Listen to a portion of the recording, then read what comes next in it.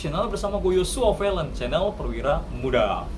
Di video kali ini gue mau ngebahas mengenai tentang passage plan. Berhubung banyak banget teman-teman yang memberikan saran sama gue untuk membuat passage plan, langkah-langkah dalam pembuatan passage plan. Tetapi video kali ini gue nggak ngebahas langsung untuk pembuatan passage plan di chart, di peta ataupun di checklist. Tetapi gue mau sedikit sharing mengenai tentang teori dasar dalam menentukan passage plan dan langkah-langkah apa yang dibutuhkan sebelum kita membuat passage plan, entah di peta ataupun di checklist. Nah, bahas tentang passage plan, teman-teman pasti belajar mengenai tentang 4 tahapan dasar dalam membuat passage plan yang gue sebut dengan APEM. A yang pertama adalah appraisal, lalu P yang kedua itu adalah planning, E execution, dan M itu adalah monitoring. Nah, khusus di video ini gue mau ngebahas tentang poin yang pertama, yaitu adalah appraisal. Karena menurut gue secara pribadi, appraisal itu adalah langkah awal, langkah yang penting sebelum kita membuat garis haluan, entah itu di peta ataupun di checklist.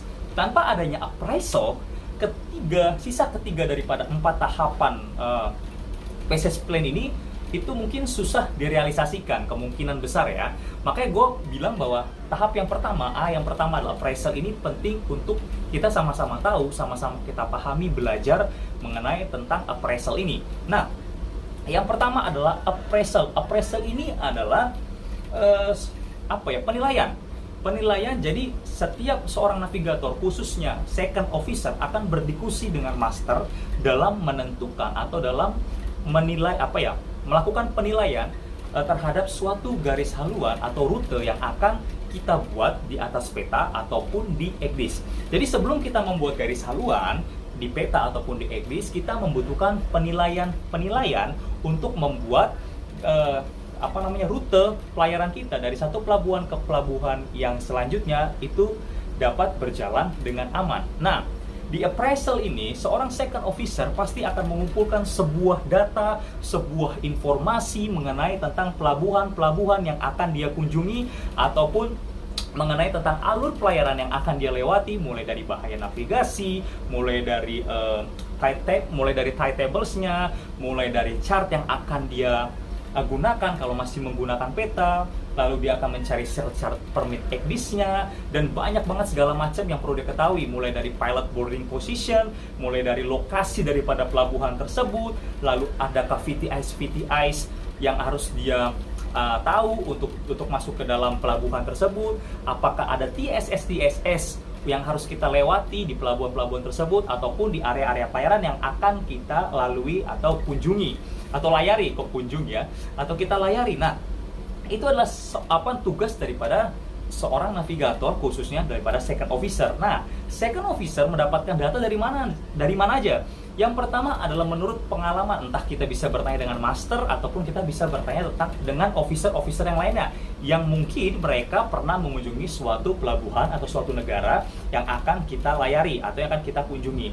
Yang kedua, otomatis dari publication book yang kalian punya di atas kapal. Sebagai contoh, gue baru dapat email dari office, yaitu adalah perubahan change route again, dan lagi-lagi perubahan change route ini dalam waktu 2 minggu udah 3 kali perubahan rute. Yang pertama itu kita dari Hong Kong harusnya ke Cina Utara ya, lalu yang kedua itu dari Hong Kong pindah ke Filipina, itu semua udah gue siapin, dan yang terakhir baru-baru aja terjadi, ini adalah dari Hong Kong langsung pindah ke Taiwan. Cukup menyebalkan bagi seorang second officer untuk harus membuat rute-rute pelayaran yang udah kita siapin, tiba-tiba berubah, kita siapin dirubah. Itu cukup menyebalkan sih sebenarnya, tapi ya itu namanya pekerjaan, jadi kita harus tetap jalani. Nah, oke, skip untuk curcolnya. Apa tadi ya gue mau bahas ya? Gue baru dapat email untuk perubahan change route dari Hong Kong menuju kepada Taiwan. Nah, di Taiwan, kapal ini belum pernah sama sekali masuk Taiwan. Dan di Taiwan tuh ada 3 pelabuhan yang akan kita kunjungi. Yang pertama Port of Keelung, yang kedua Port of Taichung, yang ketiga adalah Port of Kaohsiung. Nah, mungkin kita akrab dengan Port of Kaohsiung, tapi untuk Port of Keelung, Port of Taichung ini sama sekali kita nggak pernah akrab atau nggak pernah ke sana untuk daerah Taiwan yang di Port of Keelung dan Taichung. Gimana cara saya bisa mendapatkan informasi mengenai tentang pelabuhan tersebut, pelabuhan Keelung, pelabuhan Taichung, pelabuhan Kaohsiung? Di mana saya mendapatkan informasi untuk saya bisa menuju ke sana? Di video kali ini, gue mau ngebahas, gue mau nunjukin 4 buku yang biasanya gue gunakan untuk menentukan informasi atau mendapatkan informasi, mendapatkan data dari setiap pelabuhan-pelabuhan yang akan gue kunjungi. Dan ini berkaitan dengan appraisal.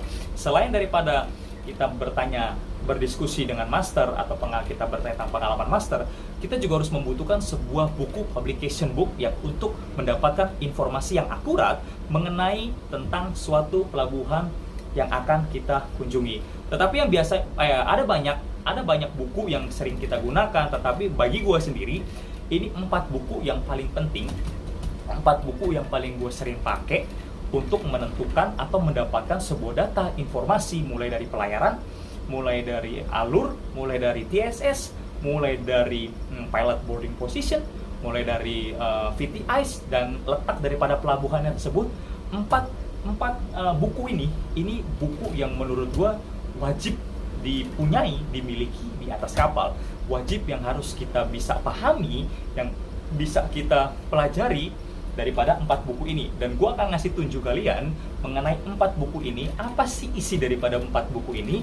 Jadi teman-teman bisa lebih mengenal, bisa lebih tahu 4 buku yang buat gue ini penting banget dalam membuat daripada garis haluan, yaitu dalam tahapan yang pertama, appraisal. Yuk, kita langsung lihat, kita langsung bedah buku-buku ini satu persatu. Yang pertama, gue punya buku yang namanya Admiralty List of Radio Signal. Khusus ini gue pakai yang NP286 dengan volume 6. Dan jangan lupa first edition kalian yang di sini itu harus first edition yang up to date. Ya, untuk tahun 2020 atau 2021 it's okay. Dan jangan lupa ini juga selalu dikoreksi.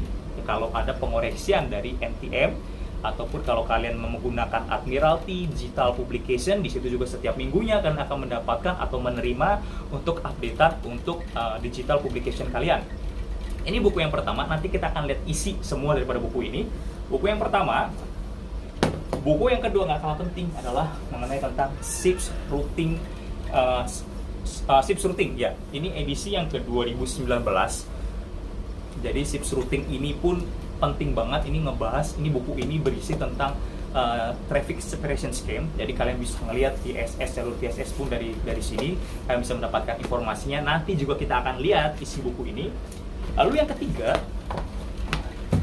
ini ada namanya Guide to Port Entry. Jadi dua ini sama sih. Ini Guide to Port Entry. Jadi ini yang plain, ini yang teksnya. Nah, gue mau sedikit sharing. Guide to Port Entry ini ada 4 buku. Yang kebetulan yang gue pakai ada 2, karena gue mulai dari Kazakhstan sampai Yemen. Cara ngelihatnya itu gampang banget, itu dia merupakan alfabet dari A sampai Z. Nah, di buku pertama itu dia terbagi 2, ada plain dengan teks. Nah, sama-sama semuanya berkaitan antara plain dengan teks, dan yang dibedakan adalah hanya kalian lihat daripada tulisan sini. Di sini yang gue pakai adalah Kazakhstan to Yemen. Bukan berarti kapal yang nggak ke Taiwan, tapi daripada alfabet ini Taiwan itu kan huruf T, jadi masuk ke dalam buku ini. Ya pokoknya seperti itulah, gue agak ribet ngejelasinnya. Jadi yang ketiga adalah Guide to Port Entry yang plain. Ya, yang plain ya. Dan ingat lagi, harus up to date.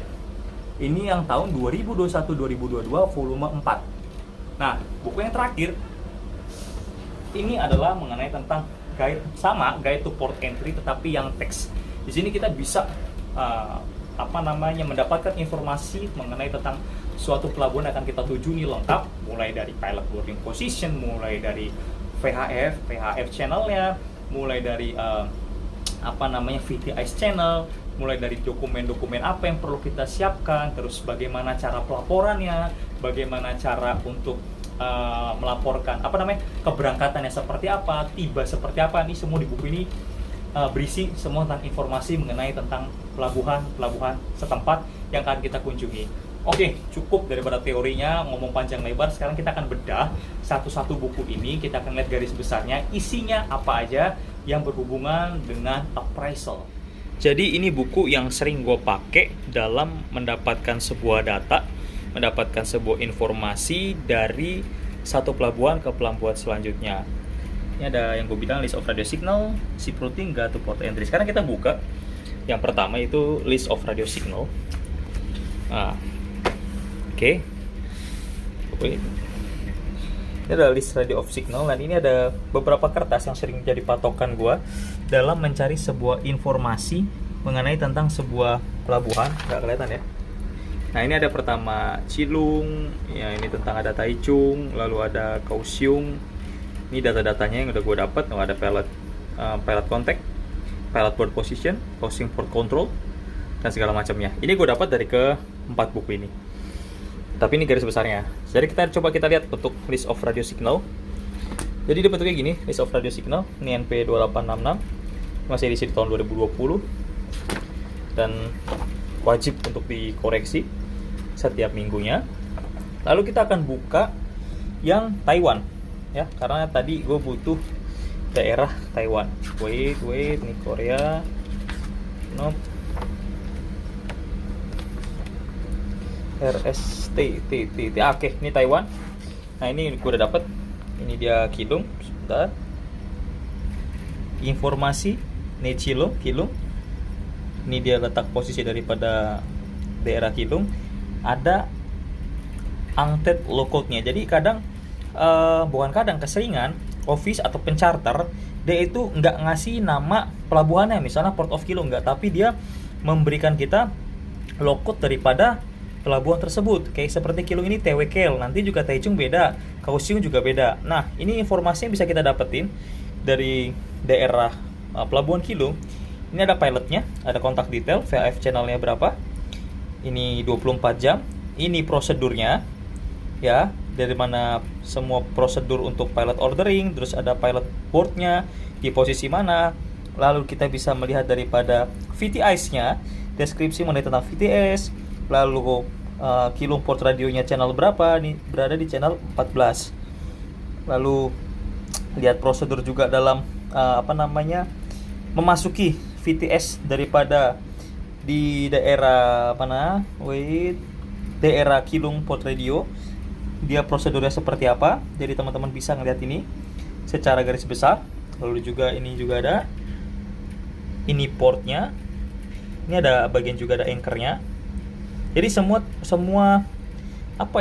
informasi sebuah prosedur dari sebuah pelabuhan kita bisa mendapatkannya di buku Admiralty List of Radio Signal, khususnya gue pakai yang 286 volume 6 untuk daerah pelabuhan Taiwan di Keelung.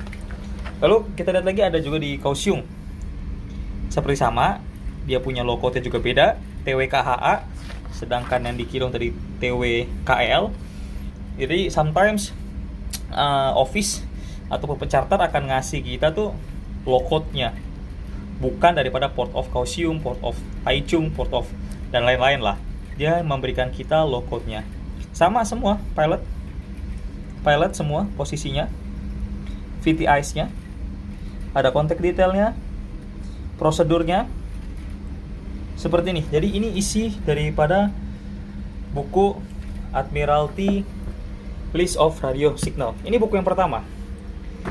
Buku yang kedua ini tentang ships routing. Artinya yang gue jelasin tadi ini mengenai tentang TSS, Traffic Separation Scheme.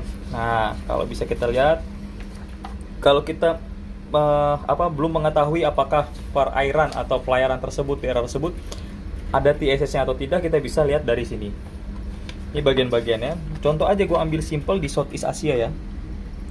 Nah, Southeast Asia ini ada daerah Singapore Strait, ada Malacca, kan ada Sunda Strait, Lombok Strait, Islama, Katong, Dangan, dan segala macamnya. Coba kita lihat di Singapore Strait ya, di bab 5 bagian 6. Kita lihat. Gue buka, nah isinya kayak gini. Oh, kelewat. Nah, ini di bagian section 5 Southeast Asia. Kita tinggal cari TSS yang kita perlukan. Ini contoh misalnya, karena di Taiwan gue nggak ada. Nah, ini misalnya in the Singapore Strait, Main Strait.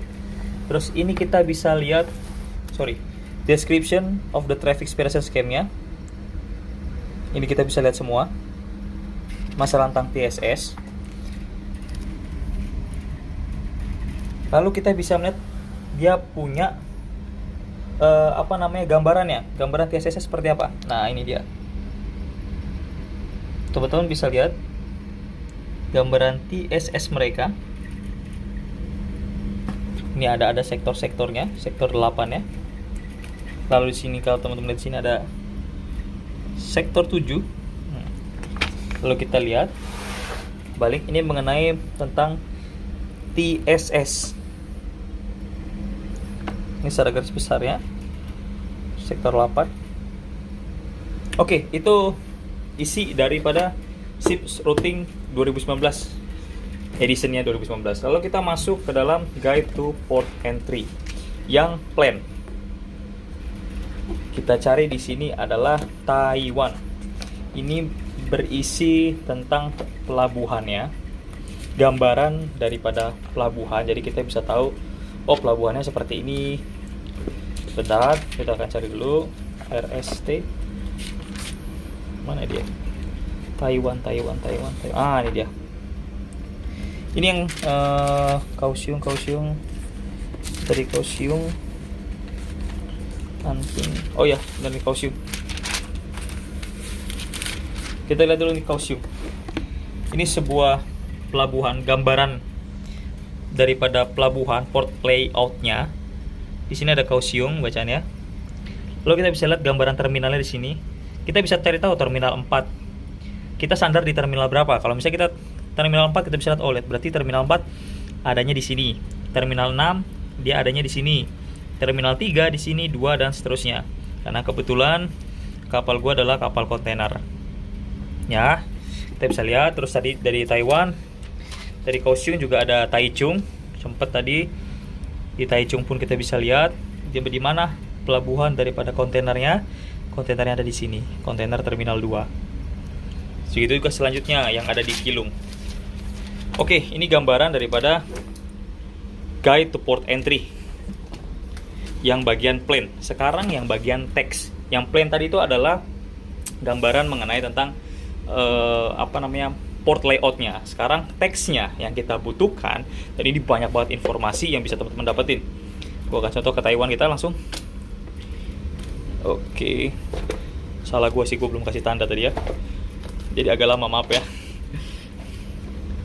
RS, nah ini baru.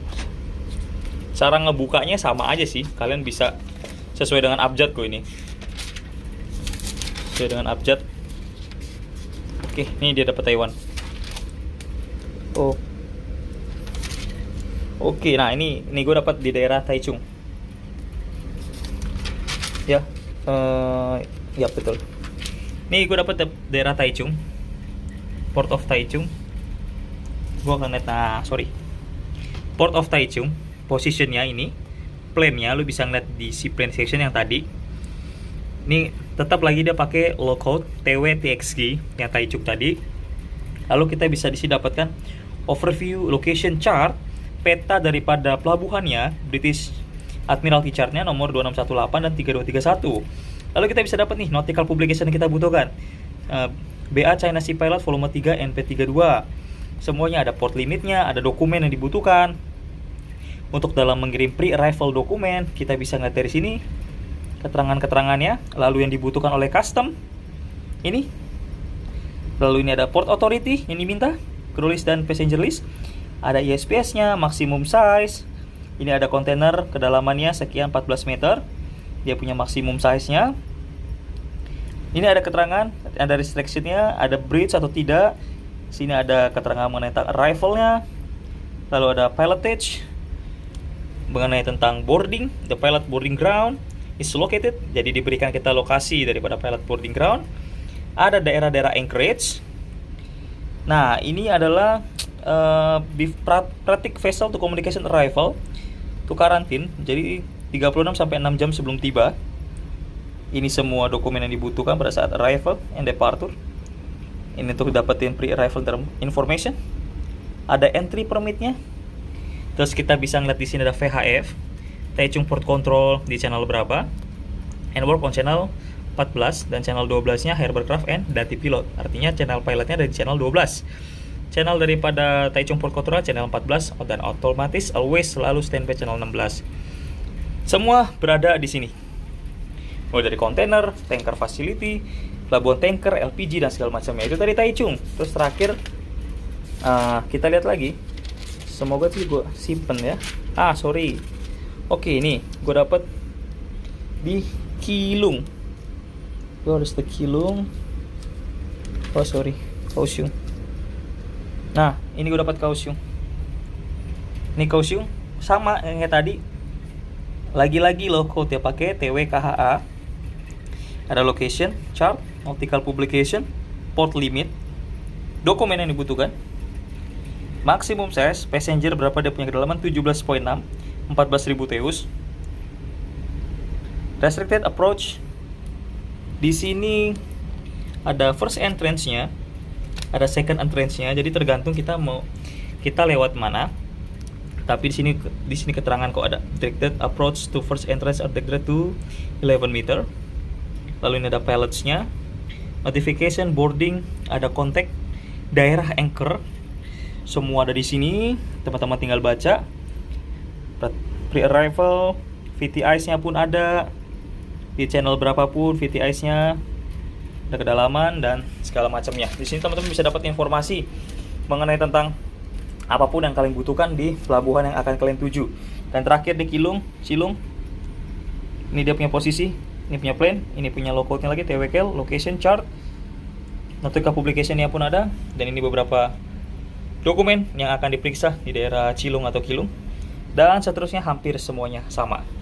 Jadi inilah isi beberapa daripada buku yang sering gue gunakan dan gue pakai dalam mencari informasi mengenai tentang suatu pelabuhan akan gue tuju. Dan terakhir, gue selalu nyatat di sini mengenai tentang pelabuhan-pelabuhan tersebut. Cilung, untuk pilot kontaknya, pilot boardnya, VTIs, VF berapa, dan segala macamnya. Sama semua. Untuk gue taruh di Ekdis, pemberitahuan di Ekdis ataupun di peta. Itu tadi beberapa buku yang gue sering pakai di atas kapal dalam mendapatkan informasi ataupun data mengenai tentang pelabuhan tujuan atau pelabuhan yang belum pernah gue kunjungi sama sekali. Jadi di 4 buku ini bisa mendapatkan informasi-informasi yang bermanfaat tentang pelabuhan-pelabuhan yang akan kalian kunjungi. Jadi gue berharap kalian bisa mendapatkan sebuah ilmu, kalian bisa mendapatkan sebuah pembelajaran, kalian bisa mendapatkan sebuah pengetahuan dari keempat buku ini. Dan kalaupun gue kurang menyampaikannya ataupun ada teman-teman yang mempunyai pengalaman yang lain dalam menyiapkan passage plan atau buku-buku yang kalian gunakan, kalian bisa sharing di kolom komentar. Kita sama-sama saling belajar, sama-sama saling sharing ilmu mengenai tentang dunia kepelautan. Dan jangan lupa, di video berikutnya gue akan ngasih tunjuk atau sharing mengenai tentang cara pembuatan passage plan di Ekdis. So don't forget to like, share, comment, and subscribe my YouTube channels. And don't forget to follow my Instagram. See you next on my video and God bless you. Bye.